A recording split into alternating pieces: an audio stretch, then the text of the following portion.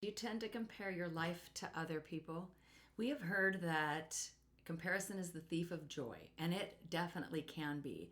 But before I get into that, let's talk about comparison just as a word. There's nothing wrong with comparing yourself to others in a way that would be, I don't want to be like that, or I admire this about that person and I'd like to be more like that. We use comparison to figure out what kind of toothpaste to buy. We use comparison to figure out a restaurant we might like. And the list goes on. So those types of comparisons are actually beneficial and helpful. But what we often do is we compare our lives to other people, and especially when life isn't going so well, when life has been difficult, when we've faced massive challenges, adversities, or losses. And we wonder, why me? Why my life? This is so unfair. This is what happened to my friend April, who I wrote about in Burn the Map. She's one of the 12 warriors that I wove just small snippets of their stories throughout the book, which made the book so much better. But April was diagnosed with aggressive breast cancer. And thankfully, this was 10 years ago. She's been cancer-free for a long time.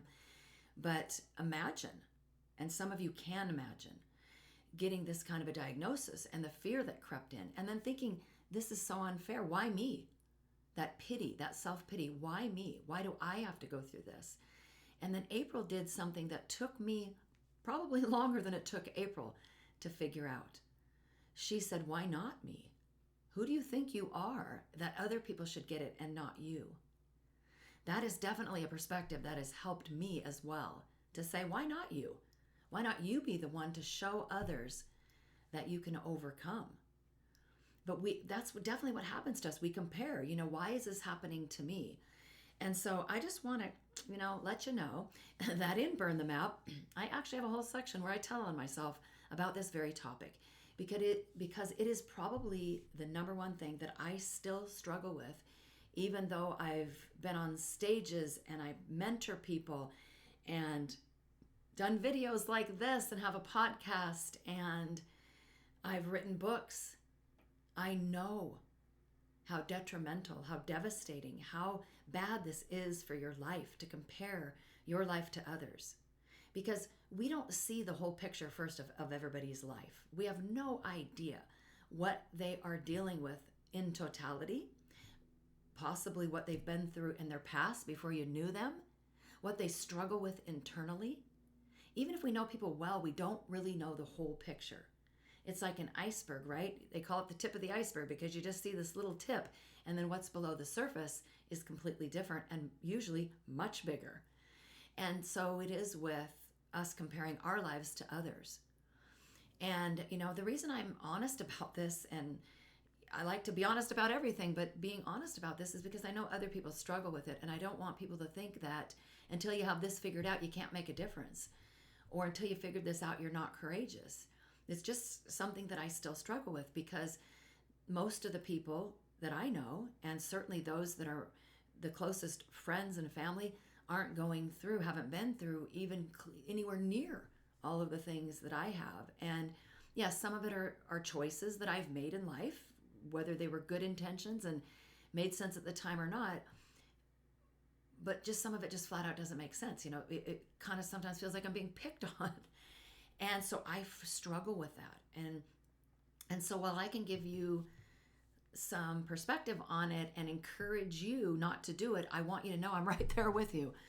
But I think the biggest thing, besides the fact that you don't really know what's going on in someone else's life, is that when I do that, when we do that, we're missing out on our own life. The one that God gave us, the journey that we're in, the one that is important, valuable.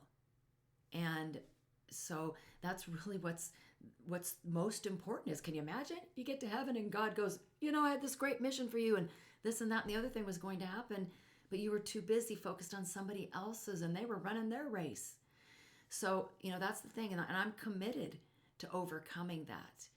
And hopefully I'll be able to write another book not too long from now, and I'll be able to say, hey, I'm there.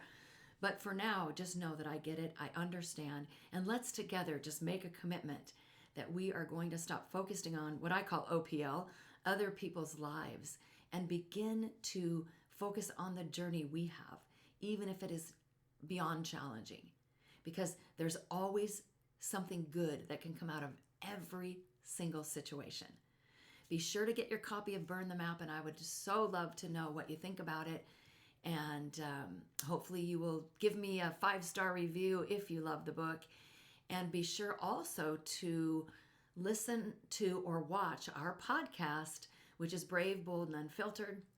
I'm going to be interviewing, I already have done 1 or 2 by the time you see this video, maybe more, warriors, the other people's snippets of stories that I included in Burn the Map. I'm going to be interviewing as many of them as I can, because I think it's so awesome to get different perspectives. So just remember, focus on that beautiful, wonderful, challenging, difficult, scary life that is yours. It is yours to walk out and inspire others with.